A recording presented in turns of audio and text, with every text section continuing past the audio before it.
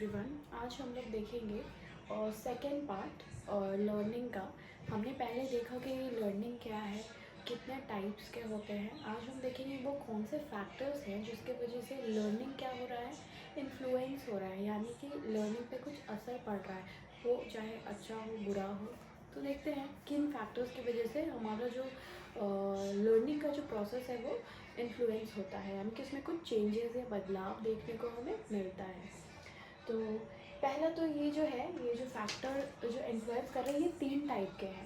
First is learner, second is type of experience या फिर कैसी ट्रेनिंग मिल रही है, थर्ड इज़ मटीरियल या फिर नहीं, या फिर जो भी रिसोर्सेज अवेलेबल हैं। तो पहले हम लोग देखते हैं कि लर्नर जो है, लर्नर की वजह से क्या चीज़ें अफेक्ट कर सकती हैं। अब जैसे कि first is physical health. Physical health अगर किसी भी लर्नर का अगर ख़राब होता है, लाइक वो उतना उनका फिज़िकल हेल्थ उतना अच्छा नहीं रहता, वो बहुत फीवर्ड हो या फिर वो बहुत टायर्ड फील कर रहे हो, फिज़िकली वो फिट नहीं है, तो फिर अगर हम उनको कोई भी चीज़ पढ़ाएंगे तो उनका इंटरेस्ट नहीं आएगा उन चीज़ों में, वो उतना इंटरेस्ट लेकर उन चीज़ों को नहीं समझ पाएंगे। तो लर्निंग जो है यहाँ पे इन्फ्लुएंस होगा, ये फैक्टर जो है अफेक्ट करेगा। Second is mental health. अगर कोई मेंटली स्टेबल नहीं है या अगर कोई पागल है, हम उसे कितना भी बताएं कि देखो ये बोर्ड है, ये मार्कर है, वो नहीं समझेगा because he is not mentally stable. तो अगर कोई व्यक्ति मेंटली हेल्दी नहीं है, मेंटल हेल्थ उनका अच्छा नहीं है, तो लर्नर का जो है लर्निंग इन्फ्लुएंस होगा। अगर लेवल ऑफ मोटिवेशन, तो अब लेवल ऑफ मोटिवेशन क्या है, जैसे कि आप ये वीडियो देख रहे हो क्योंकि आपको पास होना है। अब अगर आपके ये सिलेबस में ही नहीं होता, ऑब्वियसली आप ऐसे सब्जेक्ट आप क्यों पढ़ना चाहोगे, आप नहीं पढ़ते, आप केवल वही पढ़ना चाहते हो जो आपकी ज़रूरत का है। तो आपको मोटिवेशन कहाँ से आएगा, जब तक आपको नीड नहीं होगा तो आप मोटिवेटेड तो होगे नहीं, आप नहीं पढ़ोगे। Third is fourth is will power. किसी भी चीज़ को करने के लिए हमारे अंदर की शक्ति होनी चाहिए, विल पावर होना चाहिए कि हाँ हमें ये चीज़ें करनी है। अगर विल पावर ही नहीं होगा कुछ करने का तो हम वो चीज़ नहीं करेंगे, हमें लगेगा अरे ठीक है रहने दो, हम उसे टाल भी सकते हैं। Third second is next is maturation. Maturation क्या है, अब जैसे कि कोई 2 महीने का बच्चा है, हम उस बच्चे से एक्सपेक्ट करें कि वो चल के दिखाए, तो क्या ये पॉसिबल है, क्योंकि वो इतना मेच्योर नहीं है कि वो उस चीज़ को कर पाए।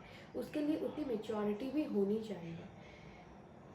फिर नेक्स्ट इज़ एज। अब एज कैसे इफेक्ट इन्फ्लुएंस करता है, अब जैसे कि अगर कोई जैसे कि कोई बच्चा होता है, बच्चा कोई भी चीज़ को बहुत जल्दी सीख जाता है कंपेयर टू ओल्ड एज। हम लोग ओल्ड एज को किसी चीज़ को समझाने में हमें बहुत बार बार बोलना पड़ता है, कई बार उनको हियरिंग डिफेक्ट्स हो जाते हैं या जो भी। बट बच्चे किसी चीज़ को जो अर्ली एज में होते हैं, टीनेजर्स जो है, वो किसी भी चीज़ को बहुत जल्दी समझ जाते हैं और उनमें बहुत ज़्यादा एनर्जी भी रहती है किसी चीज़ को करने की, समझने की। तो एज भी एक बहुत बड़ा फैक्टर है। Next is emotion.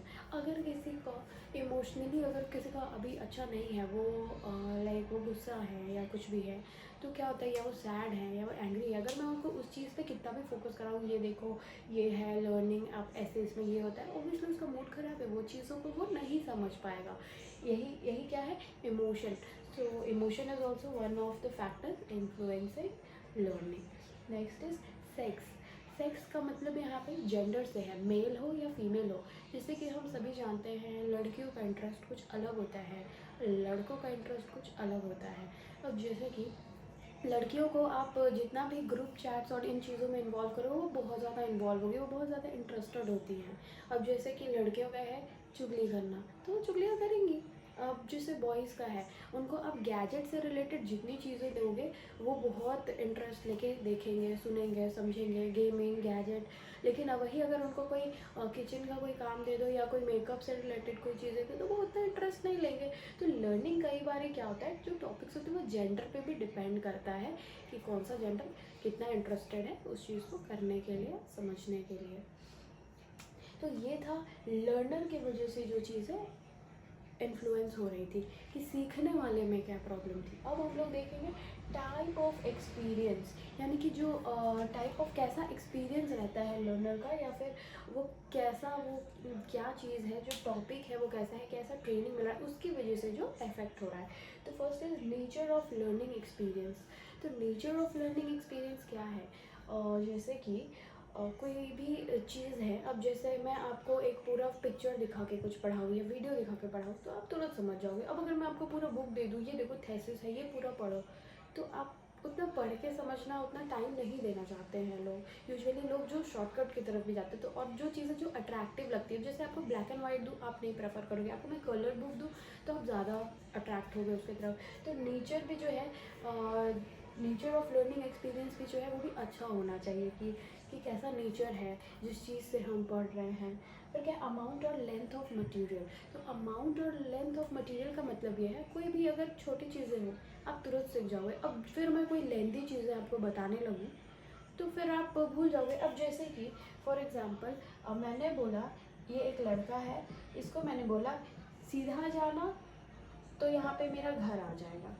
लेकिन अगर मैं बोलूँ किसी को कि तुम पहले सीधा जाना, फिर टेढ़ा जाना, फिर इधर जाना, फिर इधर जाना, फिर इधर जाना, फिर इधर जाना, फिर इधर जाना, तब जाके मेरा घर आएगा, ऑब्वियस सी बात है ये वाली चीज़ें उसे ज़्यादा याद रहेंगी कंपेयर टू दिस, है ना। तो इसीलिए क्या है, अमाउंट और जितना ज़्यादा लेंदी होगा चीज़ें उतना टाइम लगेगा याद करना, जितनी छोटी चीज़ होगी उतना जल्दी याद हो जाएगा। तो यही है अमाउंट और length of learning. Next is meaningfulness of material. कहने का मतलब है हम जो भी चीज़ें पढ़ रहे हैं उस चीज़ का ना कुछ मीनिंग होना चाहिए। मीनिंगफुल चीज़ें जो है जल्दी याद होती है। अब जैसे कि अब मैं आपको बोलूँ कि मैं आपको साइकोलॉजी पढ़ा रही हूँ, साइकोलॉजी में हम लोग ब्रेन के बारे में बात करते हैं या किसी चीज़ का जो मीनिंग हो। अब जैसे मैं आपको बोलूँ कि मैं कुछ और कोई और चीज़ें बता दूँ कि आज ना हम लोग वो देखे थे तो ऐसा था, जिस चीज़ का कोई मीनिंग नहीं है आप वो चीज़ें क्यों सुनना चाहोगे, है ना। तो मीनिंगफुल चीज़ें जो है लर्नर्स को ज़्यादा समझ आती है। फिर next is methodology of learning.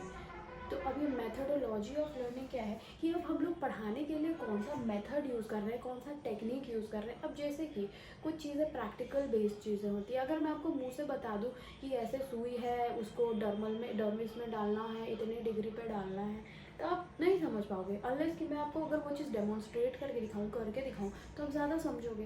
बस बिल्कुल वैसे ही तो टेक्निक जो है वही चीज़ें हैं टेक्निक। किसी चीज़ को प्रॉपर टेक्निक में बताया जाए, जो जिन चीज़ों को डेमोन्स्ट्रेशन की ज़रूरत है उनको डेमोन्स्ट्रेशन पे बताया जाए, जिन चीज़ों को स्मार्ट बोर्ड की ज़रूरत है, वीडियो की ज़रूरत है, उसको वीडियो के तहत समझाया जाए, जिनको पिक्चर दिखा के समझाने की ज़रूरत है वो वैसे। अब जैसे कि मैं आपको बोलूँ कि प्रोन पोजिशन क्या होता है, तो लाइक छाती के बल लेट जाना, शायद बहुत लोग नहीं समझ पाए, पर अगर मैं पिक्चर दिखा दूँ कि ऐसे करके लेट जाना है तो आप ज़्यादा समझ पाओगे।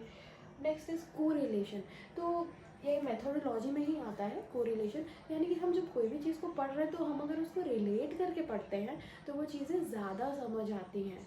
जैसे कि जैसे कि अब आपको मैं पढ़ा रही हूँ साइकोलॉजी में, रियल लाइफ से अगर आपको एग्जाम्पल रिलेट करके बताऊँ कि जैसे स्टिमुलस लर्निंग क्या है, तो कुत्ते को कई बार हम क्या करते हैं लालच देते हैं फिर वो सीखता है, तो आप रियल लाइफ से कोरिलेट करते हो एग्जाम्पल्स को तो आप समझ पाते हो। अगर मैं कुछ बता दूँ कि ऐसा होता है हमारे बॉडी में, ये चेंजेस होता है ब्रेन हमारा सोच, आप उतना रिलेट नहीं कर पाओगे। अगर आप किसी चीज़ से मैं आपको लिंक करके बताऊँ ये ऐसा है ये वैसा है तो आप ज़्यादा समझ पाओगे। फिर next is revision and practice, कि कोई भी चीज़ हो लर्निंग की अगर हम उसको बार बार रिविजन या प्रैक्टिस नहीं करें तो डेफिनेटली लर्निंग इन्फ्लुएंस होगा, हम वो चीज़ें भूल जाएंगे। लेकिन अगर हम लगातार किसी चीज़ को प्रैक्टिस करें तो वो चीज़ें हमें याद रहेगी। अब next is material and man. तो अब जो मटेरियल हमारे पास अवेलेबल है उससे लर्निंग अफेक्ट होता है कई बार, जैसे कि क्वालिटी ऑफ टीचिंग। अब अगर मेरा वॉइस आपको क्लियर नहीं हो या आप मेरी भाषा नहीं समझ पाए, मैं कन्नड़ में बोलने लगूँ, आप नहीं समझ पाओगे कि लर्निंग क्या है नहीं है। तो क्वालिटी जो है आपका, क्वालिटी ऑफ टीचिंग जो है बहुत चीज़ों पर डिपेंड करता है। फिर जैसे एक है अवेलेबिलिटी, मतलब कि वो चीज़ों का अवेलेबल होना। अब जैसे कि मैं आपको पढ़ा रही हूँ, आपके पास बुक ही नहीं है, ऑब्वियसली अब मैं बोल रही हूँ आप सुन तो रहे हो पर आप उतना अपना 100% नहीं दे पाओगे बुक के बिना। अगर आपके पास बुक रहेगा आप उस चीज़ को ज़्यादा अच्छे से समझ पाओगे। अब अगर मैं आपको इंजेक्शन देना सिखाना चाह रही हूँ तो वहाँ पे अवेलेबल होना चाहिए ना रिसोर्सेज, इंजेक्शन अवेलेबल होगा फिर ना मैं आपको बताऊँगी कि कैसे देना है। अब वहाँ पे रिसोर्सेज ही नहीं रहेंगे, सिर्फ मैं मुँह से बता दूँ तो ऐसा तो नहीं हो पाएगा, आप नहीं समझ पाओगे, कहीं ना कहीं आपका लर्निंग जो है इन्फ्लुएंस होगा। फिर है कंडक्टिव एनवायरनमेंट। अब जिस एनवायरनमेंट में हम लोग पढ़ाई कर रहे हैं वो एनवायरनमेंट कैसा होना चाहिए, वो एनवायरनमेंट जो है काफ़ी अच्छा एनवायरनमेंट होना चाहिए जिससे कि आप चीज़ों को समझ पाओ। अब बहुत ज़्यादा शोर होगा, लाइटिंग नहीं होगी, गर्मी होगी, तो आप कैसे पढ़ पाओगे। तो एनवायरनमेंट भी जो है बहुत कंडक्टिव होना चाहिए, यानी अच्छा होना चाहिए, तभी आप अच्छी लर्निंग कर पाएंगे। तो ये था हमारा फैक्टर्स इन्फ्लुएंसिंग लर्निंग। अब हम देखेंगे लॉज ऑफ लर्निंग को, कि क्या क्या नियम हैं जो लर्निंग के लिए ज़रूरी है, किसी भी चीज़ को लर्न करने के लिए या सीखने के लिए। तो वो क्या क्या नियम है देखते हैं। पहला है लॉ ऑफ रेडीनेस। तो कहने का मतलब ये है, जब तक कि जो व्यक्ति यानी कि जो लर्नर है वो जब तक कि रेडी नहीं है किसी चीज़ को लर्न करने के लिए, वो तैयार नहीं है, चाहे वो अपने माइंड से वो या किसी भी वजह से, अगर वो तैयार नहीं है कि मुझे ये सीखना है, तो उससे कोई भी चीज़ सिखाना इम्पॉसिबल है। तो इसीलिए एक प्रिपरेटरी एटीट्यूड होना चाहिए उस व्यक्ति का कि हाँ हम तैयार हैं इस चीज़ को लर्न करने के लिए। और हमारा माइंडसेट भी होना चाहिए कि हाँ हमें ये चीज़ याद करना। अब जैसे कि अगर आपको आपके सिलेबस में साइकोलॉजी नहीं होता तो डेफिनेटली आप साइकोलॉजी नहीं पढ़ना चाहते। आपका माइंडसेट क्या होता, ये तो हमारे एग्जाम में नहीं आएगा, हम ये क्यों पढ़ें। कहीं ना कहीं आप माइंडसेट आपका नहीं होता रेडी, आप उस चीज़ को समझने की कोशिश नहीं करते। बट अभी क्या है, क्योंकि आपके सिलेबस में आपको पास भी करना है, तो कहीं ना कहीं आपने माइंडसेट बनाया है कि पास करना है तो हमें पढ़ना तो पड़ेगा ही। तो यही क्या है, लॉ ऑफ रेडीनेस। किसी भी चीज़ को करने के लिए हमें क्या करना है, तैयार होना पड़ेगा। तो ये था लॉ ऑफ रेडीनेस। नेक्स्ट है law of effect. Law of effect क्या होता है, अब जैसे कि मान लीजिए कि अगर कोई चीज़ आपको दी गई है और आपने उसको सॉल्व कर लिया, कोई मैथ्स का प्रॉब्लम है, आपने उसको सॉल्व कर लिया, आप खुश होते हो, है ना, बहुत खुश होते हो, वाह मैंने ये बना दिया, और प्रॉब्लम दो, हम ऐसा ऐसा तो सॉल्व कर सकते हैं। लेकिन अगर आपसे वो प्रॉब्लम सॉल्व नहीं होता तो आप क्या करते हैं, आप बिल्कुल अनॉयड हो जाते, फ्रस्ट्रेट हो जाते, हट ये नहीं बनता, मेरे से नहीं हो पाएगा, मैं ये नहीं कर पाऊंगा, आप थोड़ा डीमोटिवेटेड हो जाते हो। तो वही कह रहा है कि लॉ ऑफ इफेक्ट ये है कि अगर किसी चीज़ में हम सक्सेस हासिल करते हैं तो उससे हमें क्या होता है, एक सेटिस्फैक्शन वाली रिएक्शन आती है। लेकिन अगर हम किसी चीज़ को में अनसक्सेसफुल हो जाते हैं या हम नहीं कर पाते हैं तो उससे क्या होता है, हमें अनॉयंस या फ्रस्ट्रेशन देखने को मिलता है। तो लॉ ऑफ इफेक्ट यही है कि कोई भी आप चीज़ काम कर रहे हो, अगर आप उसमें सक्सेसफुल हो जाते हो तो वो आपके चेहरे से प्रकट हो जाएगा। लेकिन अगर आप नहीं कर पा रहे हो और आप फ्रस्ट्रेट हो जा रहे हो तो उससे कहीं ना कहीं अनॉयंस भी दिखेगा। तो इफेक्ट जो है चीज़ों का वो दिखता है, जब हम लर्न करते हैं और हमसे हो पाता है और जब नहीं हो पाता है तो वो इफेक्ट जो है दिखता है। यही था law of effect. Next is law of exercise या यूज़। तो लॉ ऑफ एक्सरसाइज या यूज़ क्या है, ये कहता है स्ट्रेंथन बाय प्रैक्टिस। तो इस कहने का मतलब ये है, कोई भी चीज़ जब आप बहुत बार जब आप पढ़ते हो किसी चीज़ को, तो वो चीज़ क्या होता है, बार बार पढ़ने से क्या होता है, वो चीज़ें आपको एकदम बाय हार्ट याद हो जाती है, उस चीज़ को भूलना पॉसिबल नहीं है। तो वही चीज़ है, जितना ज़्यादा आप जिस चीज़ को प्रैक्टिस करोगे उतना ज़्यादा क्या होगा, आप चीज़ों को सीख पाओगे, उतना ज़्यादा आपका वो चीज़ स्ट्रॉन्ग होगा। अब जैसे कि आप रोज़ मैथ्स बनाओगे या फिर कोई रोज़ जीके पढ़ेगा तो उसका जीके स्ट्रॉन्ग होगा, उसको ज़्यादा नॉलेज होगी। और जिसको जो रोज़ मैथ्स बनाएगा उसका मैथ्स ज़्यादा स्ट्रॉन्ग होगा, उसको कोई भी प्रॉब्लम दो तो बहुत हद तक हो उसके लिए ईजी होगा कोई प्रॉब्लम सॉल्व करना। लेकिन जो लोग कभी मैथ्स नहीं बनाते, कभी जीके नहीं पढ़ते, क्या वो कंपटीशन में उनके लिए उतना इजी होगा क्या पास करना, नहीं होगा। क्योंकि वो लोग क्या करते हैं, डेली प्रैक्टिस करते हैं, डेली कुछ नया सॉल्व करते हैं। तो वो यही है, ये क्या है, लॉ ऑफ एक्सरसाइज। तो जितना आप उस चीज़ को बार बार रिहर्स करोगे उतना ज़्यादा आप उस चीज़ में एक्सपर्ट हो जाओगे। अब जैसे कि फॉर एग्जांपल कि आप इंग्लिश उतनी अच्छी नहीं बोल पा रहे हो, लेकिन आप बार बार कोशिश कर रहे हो, 6 महीने से लगातार पूरा रूल्स पढ़ रहे हो, लॉ पढ़ रहे हो, प्रैक्टिस कर रहे हो रियल लाइफ में, तो definitely your English will improve. तो यही क्या है, लॉ ऑफ यूज़ या फिर लॉ ऑफ एक्सरसाइज की जितना ज़्यादा आप प्रैक्टिस करोगे उतना ज़्यादा अच्छा होगा। Next that is law of frequency. Law of frequency क्या होता है, फ्रीक्वेंसी मतलब किस कोई भी चीज़ जो हो रहा है कितने इंटरवल पे हो रहा है, यानी कितना जल्दी जल्दी हो रहा है। जैसे हम लोग अलार्म लगाते हैं ना सुबह उठने के लिए, अभी लगाया, फिर 10 मिनट बाद का लगाया, फिर 10 मिनट बाद। फ्रीक्वेंसी एक वो क्या हुआ, फ्रीक्वेंसी है, कितने जल्दी जल्दी हमने लगाया है ना। तो लॉ ऑफ फ्रीक्वेंसी क्या है ये क्या है, को related to law of use, जो हमने लॉ ऑफ यूज़ पढ़ा उसी से मिलता जुलता है, ठीक है। तो इसमें भी यही कह रहा है, जितना फ्रीक्वेंटली हम किसी चीज़ को, हम कोई इवेंट है उसको जितना जल्दी हुआ रहता है वो हमें उतना ही अच्छे से याद रहता है। अब जैसे कि आपको मैंने अभी साइकोलॉजी पढ़ाया, ठीक है।